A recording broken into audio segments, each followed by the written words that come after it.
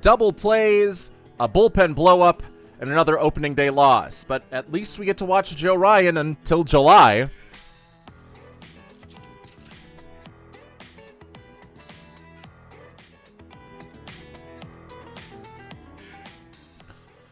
Hello and welcome to the Twinkie Town Tavern. I'm your host, Josh Kolajeski. This is a Minnesota Twins podcast, and we are just coming off of our first Minnesota Twins game of the season. Your Twins in Baltimore lose 2-1 to the Orioles in a game that was about what you expect a March game along the East Coast to be, a 2-1 pitcher's duel with the bats not really livening up just yet. And here's how it happened. Throughout the first 5-6 innings of the game, it was a scoreless game. Minnesota was getting runners in scoring position and runners on base, which was more than Baltimore could say through those first 6 innings. But in the course of the game, they grounded into 3 double plays. They left a ton of runners in scoring position, and Baltimore was able to break through in the bottom of the 7th inning. A couple of hits off of both Cody Funderburk as well as Justin Topa. And it leads to 2 runs scoring in that inning. The Twins would get one back after a Byron Buxton triple and a Luke Keeschel sac fly, but that was all the Twins would get as Ryan Helsley took the mound for the Orioles and got the first 2 outs pretty quickly. Got to Victor Caratini, one of the newest members of your Minnesota Twins, who gets a single. He's pinch run for James Outman. James Outman gets into scoring position, but Trevor Larnach strikes out to end the game, and that is how your Minnesota Twins season starts for 2026. It is 0-1. They are a game out of first place behind both Detroit and Cleveland, and we will see what they can do when they get back to action this weekend. But a couple of key takeaways from this game. First of all, it's how well Joe Ryan pitched. And I know a lot of this season, especially if it goes awry like I think a lot of us expect, I'm a little bit optimistic, but I'm still holding some pretty realistic expectations based on where this team is by projections. I think there is a chance they hit the higher end of their outcomes, and guys like Royce Lewis, Byron Buxton, Luke Keeschel, Matt Wallner, and then Josh Bell can all have big offensive years to go alongside with the starting rotation that is the strength of this team, and maybe the bullpen can get it all together. That is a possibility, and I see the path where that happens, but I think if we go down the path that is most likely, according to most projections, gambling sites, everything, it would be a Twins team that finishes with a losing record. And if that's the case, Joe Ryan is probably gone at the trade deadline, but at least he was able to give us this gem, and hopefully we can see some more gems throughout the course of the season because he was throwing heat, he was mixing up his pitches well, and we've really seen the evolution of his game since he came over here in that trade for Nelson Cruz way back then in the 2021 season. We got to see a good look at him in 2021. He was the opening day starter in 2022, a solid number 3 behind Pablo for the next 3 years. And now this year, he's back in the opening day role. And a guy that was mostly fastball and then variations of a fastball like a sinker and splitter really turned up his curveball usage in this game. And this is a guy that really didn't have a curveball, at least if you look at the Fangraphs pitch info through the first couple of years of his career. He didn't really utilize a curveball. It was those 3 fastball variations and a changeup that he was mostly using to get to that 3.5 ERA. The curveball, though, in yesterday's game was immaculate. He threw it the second most amount of times. He's obviously been working on it a ton during the offseason, during spring training. And when you look at the numbers, when he threw that curveball, he got a 66% swing and miss rate. So when batters swung at the curveball, they missed 2/3 of the time. And that's partially due to his good fastball usage. He likes to attack the top of the zone, or at least against Baltimore likes to attack the top of the zone with that fastball, and then would come at you with the curveball, and didn't really throw a changeup in this game. He added a sweeper. He threw his slider a little bit, but mostly it was the fastball variations and the curveball getting the job done for Joe Ryan. And again, that is the evolution of him as a starting pitcher, where he was able to get the job done pretty well with just 2 major pitches. Now he's mixing it up to the fact, if you count the sinker, splitter, and fastball as just one, I mean, they're all 3 different pitches, but all kind of from that fastball family. Even so, he has 6 different pitches that he used in that game, and he didn't use the changeup, at least per the MLB Savant data. So we haven't even seen him reach his full potential if the curveball can stay the way that it did. He pitches 5 1/3, scoreless innings. He's taken out of the game after 85 pitches. And, obviously if that happens later on in the season, you get a little bit more concerned. But on opening day, for a guy that kind of started spring training a little bit later, at least started game action in spring training a little bit later, you're not going to be too upset at 85 pitches as you're trying to ramp him up through this first month of the season or so, get him up to that 100, 110 pitch level so that he can do that consistently throughout the course of the year. He looked good, 7 strikeouts, a couple of walks, but really just carved up a Orioles lineup that I think is going to be Baltimore's strength this season, and hardly allowed any base runners. So you've got to be encouraged from what you saw from Joe Ryan. And I hope that he is here throughout the rest of this year and then throughout his final year of arbitration, then maybe even signs a long-term extension. Well, I guess he's going to be, 30, 31, so maybe it's like a 3 or 4 year extension. But there is a chance, obviously, he gets traded at this deadline, so I think we need to appreciate each and every one of these starts by Joe Ryan until either the season is over or until he does go elsewhere at the trade deadline. The one thing that I think he does need to maybe work on is the release point of his pitches were a lot more varied than you would like them to be. The curveball was being released at a higher point than the fastball, and I think you can get away with that in opening day, especially when you've thrown the curveball as infrequently as Joe Ryan has throughout most of his career. There's not much tape that says that a higher release point will bring that curveball, but I think as teams get more data on that, you've got to refine that release point so all those pitches are coming out of the same spot of the hand. That's what Trevor Rogers did really well. Although his stuff was not as great as Joe Ryan's, he was a lot more deceptive and induced a lot more weak contact, because when you look at where the dots are on his Baseball Savant page from that game, all of them are kind of concentrated in one area. It didn't matter what pitch he was throwing. You'd like to see that more from Joe Ryan. Otherwise, teams might be able to start seeing that curveball come out of the hand earlier, and that 66% whiff rate goes significantly downwards. But right now, what we've got from Joe Ryan is a guy with a fastball that doesn't have elite velocity, but just has never been hit. We have data over the last 5 years now in Major League Baseball that nobody's really able to get good contact most of the time against Joe Ryan's fastball, despite it not being super overpowering. And then you pair that up with his now seemingly dominant curveball. If it can continue to keep its shape and form throughout the rest of the season, that's a guy that could get some Cy Young votes at the end of the season and could certainly make his second All-Star game. And right now, he is tied for the league lead in ERA with 0.00. So that is my biggest takeaway from this game, is it looks like Joe Ryan is already in midseason form, and perhaps in a form that we've never seen from him before, which is going to do wonders for the Twins the rest of the season. The second thing that I really appreciated from this game was, and it's a small sample size, but some of the aggressiveness that the Twins showed on the base paths.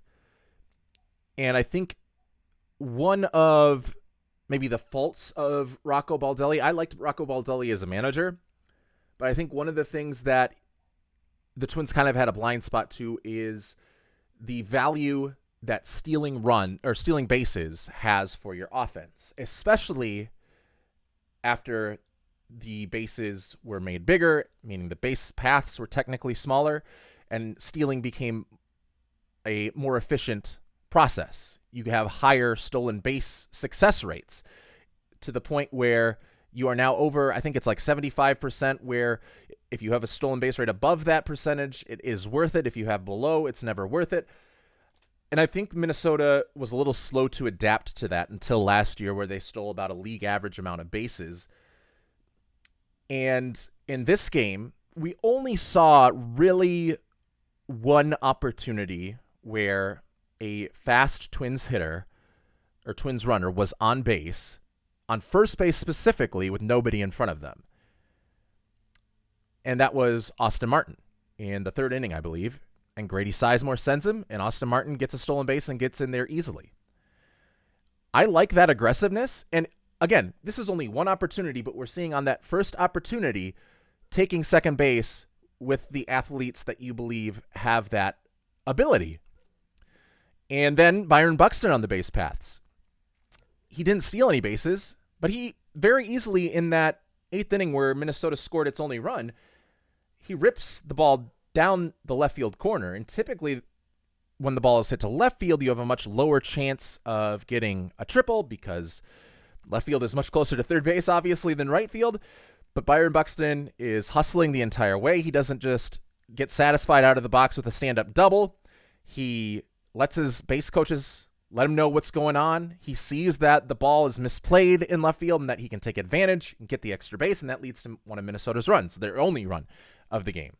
So aggressive base running really paying off. And we might have seen James Outman steal had it not been for a wild pitch, because James Outman pitch ran for Victor Carantini in the ninth inning, and he got to second base when Ryan Helsley threw a wild pitch. So that was another opportunity that maybe we could have seen Outman steal or seen a Twins player attempt to steal that we didn't. That was the opportunity that was taken away from us because the pitcher gave us the base anyway.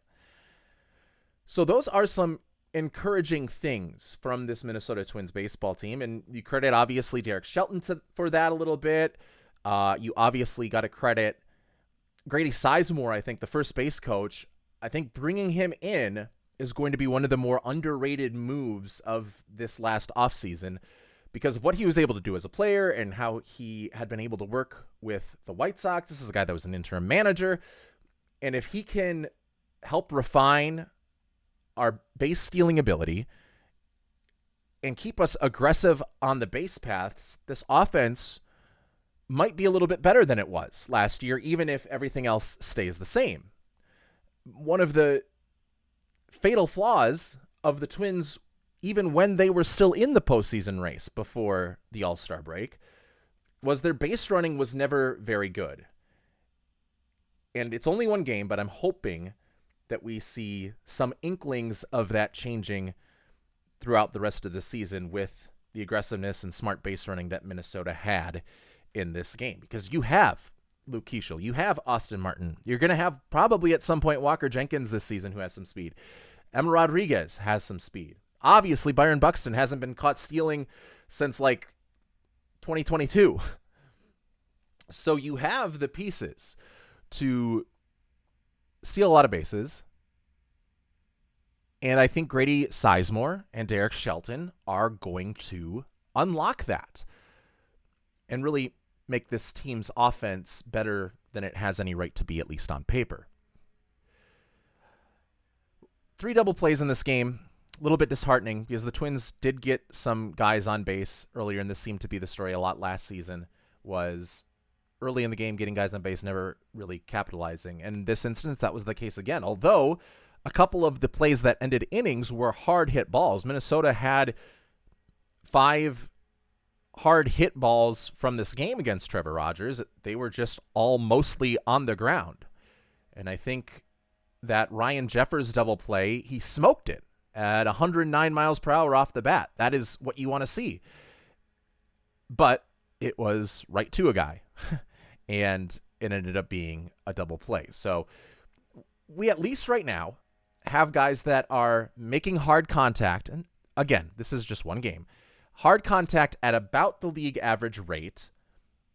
And they were whiffing at pitches at a below league average rate. So if that trend can continue, you can see how this, and with the base stealing and all of that, you can see how these hitters become a little bit more dangerous for Minnesota. And you can start to see some of the things you need to see in order for Minnesota to be in the playoff chase in August and September. You start to see those things come together. Obviously, now you have to carry that into 161 games this season. But at least for right now, you can look at the data and say, although we only scored 1 run, it wasn't as bad as only scoring 1 run. There are opportunities to be had, and hopefully this is a team that liked to strike out a lot dating back to 2024, toned that down in 2025, but then made some weaker contact. Hopefully we have now found this middle ground where we're cutting down on the whiffs, cutting down on the strikeouts, but still making harder contact. And that is something that I think could be encouraging. And I also liked how Matt Wallner played in this game. Had a little bit of some adventurous routes to balls in right field, but he got there each and every time, made every play that was hit his way. And at the plate, he's going up against a left-handed pitcher. He's a left-handed batter. That's going to be an inherent disadvantage for Matt Wallner. But Derek Shelton had the faith and trust in Matt Wallner to give him that start over like Trevor Larnach, another lefty that he could have given the start to. He has more faith in Matt Wallner's ability to hit left-handers, and he didn't get a hit today, but we saw him in his first 2 plate appearances get down 2 strikes early in the count and work his way back, fight his way back to get a walk and get on base. And for a guy that has a lot of swing and miss stuff already in the zone, his swing and miss rate on inside the zone pitches is pretty high. To cut down the swing rate on pitches outside of the zone and to keep that plate discipline, I think is going to do wonders for Matt Wallner this year, and it's going to allow him to see more pitches to hit. And I think he's a guy that if he can take those at-bats like he did against Baltimore, that you could see hitting 35 home runs. We're not like, he has the power to do that. It is the ability to obviously make contact with the ball, but also make decisions on what balls to go after. And at least in this game, he made those right decisions. Now, he did swing and miss a couple of times, especially late in the game, but you're going to get that with a guy like Matt Wallner. You're looking for him to be kind of what Miguel Sano was at his peak. And unfortunately, the downside of that is he's the type of player that can be what Miguel Sano was at his deepest valley, when he had to be sent all the way down to Fort Myers to fix his swing. And when he eventually was out of the league because he was no longer making good contact. But Matt Wallner has the bat speed. He's got the hard hit rate to catch up to these fastballs that he's just missing right now. And I think he's just a couple of tweaks away from being a very dangerous bat in this Twins lineup. A lot has to happen. We'll see. But it was an encouraging first game for Matt Wallner. And then another thing that I did not like in this game, or one of the things that I did not like in this game, and this is not me saying Derek Shelton should have done A and he did B. This is me saying I would not have done B. I would have done A, but I understand that the right move is probably B. And that is in the 9th inning, when Victor Caratini with 2 outs is able to get a single, get on base, and James Outman gets to second base. Obviously, that happened during the at-bat, but you pinch hit Trevor Larnach for Royce Lewis. And it is a move that on paper, yes, it makes sense, and analytically makes sense. It is the right move by all accounts. And probably the game doesn't go any differently if Royce Lewis is up there anyway. All that to say, and the reason why that is because Trevor Larnach's a left-handed bat, Royce Lewis is a right-handed bat, and Ryan Helsley is a right-handed pitcher, so he would have a more inherent advantage against Royce Lewis than against Trevor Larnach, who actually hits righties not amazingly well, but decently well. But for me, this is a make-it-or-break-it year for Royce Lewis. He started off hot. I think for all of us, this is a make-it-or-break-it year. I don't think I'm breaking any news there. I think for some people, the make-it-or-break-it year was last year, and they're already out on Royce Lewis. I'm giving him one more season. And a guy who in 2022, before his injury, 2023, and for the first part of 2024, before he got injured, was smoking the baseball all over the field. For whatever reason, in the 2.5 years since, or the year and a half since, he has not been that same guy. And that could just plainly be that the league was able to find the holes in his swings, and it's just going to be too much for him to overcome at the major league level, and what he is now is what he's going to be. Regardless, I want him to be given enough opportunities this season to try and disprove that theory, that this is who he's going to be for the rest of his career. I want to give him as many opportunities as possible so that in the offseason we can really make a strong decision on Royce Lewis's future with this team. Former number 1 overall draft pick, a top prospect in baseball at one point, and was playing like it, and you're taking him out of the game in the 8th. And again, I am not criticizing Derek Shelton for this move necessarily. I'm not criticizing it for the baseball behind it. I just think from the confidence standpoint that could hurt Royce, who's already batting 8th. And I also think you want him to get that opportunity in a big spot to get a hit. Now, Royce went 0 for 2, I believe, in this game with a hit by pitch. But one of his outs, the expected batting average was a 490. So about 50% of the time, if he hits that ball the way he did, it would be a base hit. And he had one of the faster swings of this game. So that is kind of something that can be a precursor to hard hit rate, that can kind of tell you if a guy can have a hard hit rate as if that bat speed is up, especially if he's making contact with that bat speed. You can have all the bat speed in the world, but if you can't make contact, then you are what Matt Wallner is at his worst. But if his bat speed is up and he can make contact, he's a guy that can be in the middle of your lineup. And I don't mind putting him at 8, especially in opening day, especially with the struggles that he had at the end of spring training, or throughout most of spring training, really. But I still want to see him up in that spot more than I want to see Trevor Larnach, who I have been out on probably since midway through the 2025 season. I don't know how many more opportunities we need to give Trevor Larnach. I was hoping that the Twins would move on from him and not offer him arbitration. I see why they don't, because he's a former first-round pick, and you want him to give him as much time as possible. But I think he's been given enough time to show that he doesn't provide a lot of value, and you're bringing him in with down to your last out with the runner in scoring position for the guy who at one point looked like he was going to be your superstar player. And obviously Derek Shelton hasn't been here for all of that and is just still learning about the emotions and personalities of all of these guys. But I'm guessing that probably rubbed Royce the wrong way. Hopefully he can use that and be better for it.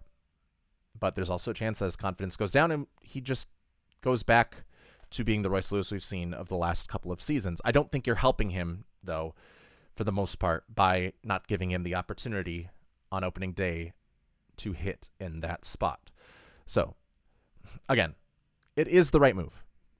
It's weird to say. I'm not trying to play both sides of the fence, but analytically, that's a move that you make 100 times out of 100. It's what on paper you do. It's even what the old school baseball people would do. The analytics was not around before we figured out that lefties have advantages against lefties. We've known that for a long time. We've known about splits for well before we got into these advanced statistics, well before Bill James. So it's the right move by every ounce of the book, but I think for me, I just want to see what Royce Lewis can do, and I hope if there's another situation like that that comes up early on in the season that we let Royce Lewis hit in that spot. Now, he does need to prove himself at the plate. Obviously, if he goes 138 batting average in the month of April, you start to lose faith that he can hold down that spot. But early in the season, I want to see him with as much of those opportunities as possible so we can start to really gauge if it is time to move on from Royce Lewis. Because it's not something you want to do lightly, even under a new regime now. It is not something that you want to just throw away your first overall pick. You want to have as much data as you can before coming to that decision. And maybe some of you think we already have that data. I want to give it this season, and I want to see what he can do in those big spots, to see if he can respond to adversity and see if he can put in the work to fix his swing that has been exploited more often than not by Major League pitching over the last year and a half. Also, not a great start for Josh Bell's Minnesota Twins career. 3 strikeouts in the game. Was up in the 9th inning. Was one of those strikeouts against Ryan Helsley. It's hard to blame him for that because Ryan Helsley is an elite closer. And then Brooks Lee. I have some faith in Brooks Lee this season as a number 9 hitter and as hopefully a guy that gives you above average defense at shortstop. But if he continues to swing like he did in this game, it's going to be a short 2026 season at the major league level for Brooks Lee, because he was swinging and missing at a lot of Trevor Rogers changeups, and he was badly swinging and missing at those changeups. So hopefully that is just a one-game thing. Everybody has those types of bad games, and hopefully it does not become a trend as we go forward into the 2026 regular season, because that's a guy that you didn't push Carlos Correa out for him. You kind of just let Carlos Correa go. But he's I don't think he's the heir apparent, but he's the stopgap. He's the guy that's going to be your shortstop for this season. And he's going to need to swing better than he did in that game if he wants to be in the majors in the long term. Meanwhile, Austin Martin, who I think we could say was in that position early on in his career of Brooks Lee, where, he's not making some good swings. He was at the top of the lineup, and he delivered pretty well ahead of Byron Buxton. I mean, he got that one hit. It was in the stolen base. That's all you can ask for. It was a first pitch hit. He ambushed Trevor Rogers in the 3rd inning and was able to get on base. So would love to see that continue for our guy, Austin Martin, because when he gets on the base paths, he can do some damage, as we saw already in that game. And I'm really hoping that aggressiveness that we talked about earlier will keep up. Let's take a quick look at the weekend schedule. We will be back on Monday to recap the final 2 games of the weekend. No games today on Friday, March 27th, but we do have some contests coming up here on Saturday and Sunday against the Orioles. Tomorrow, it'll be Taj Bradley taking the mound. I'm excited to see that against Kyle Bradish. Bradish has dealt with some injuries. He missed most of 2024, most of 2025 after having Tommy John surgery. But he is a pitcher that has put up very good number 2, number 3 numbers. You're hoping early on in this season, still maybe not fully back from the injury, you can get some hits on him. He's more of a soft contact guy, so I wouldn't expect a lot of swings and misses, but perhaps a lot more of the ground balls, and hopefully not, though, the ground ball double plays. Meanwhile, Taj Bradley, just want to see him hit his spots because he has the stuff to be nasty in this league. He has the stuff to be a good number 2, which is where he's slotted in right now.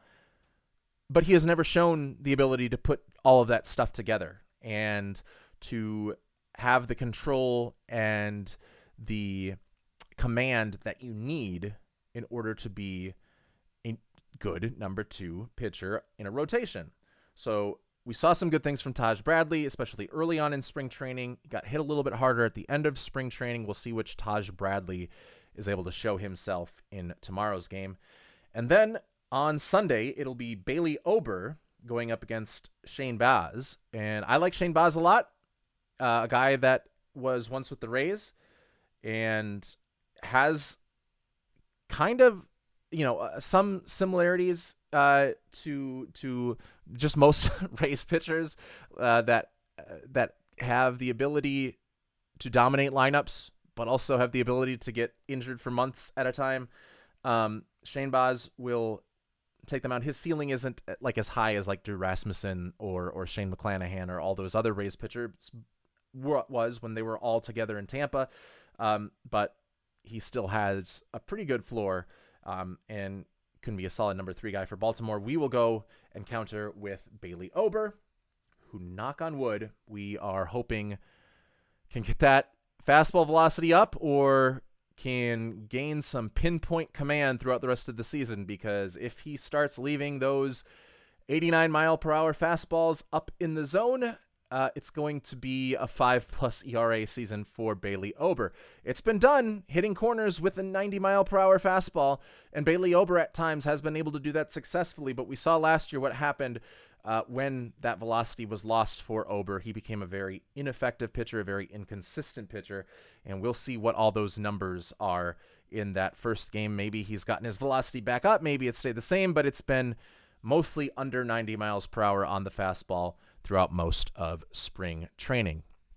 Well, like I said, we will be back on Monday here on the Twinkie Town Tavern. We'll be with you every single weekday this year as we go through the season of 2026, one that we hope is phenomenal for all of you Twins fans. Thanks for tuning in. I'm Josh Kolodziejski. I'm signing off, and we will see you on Monday.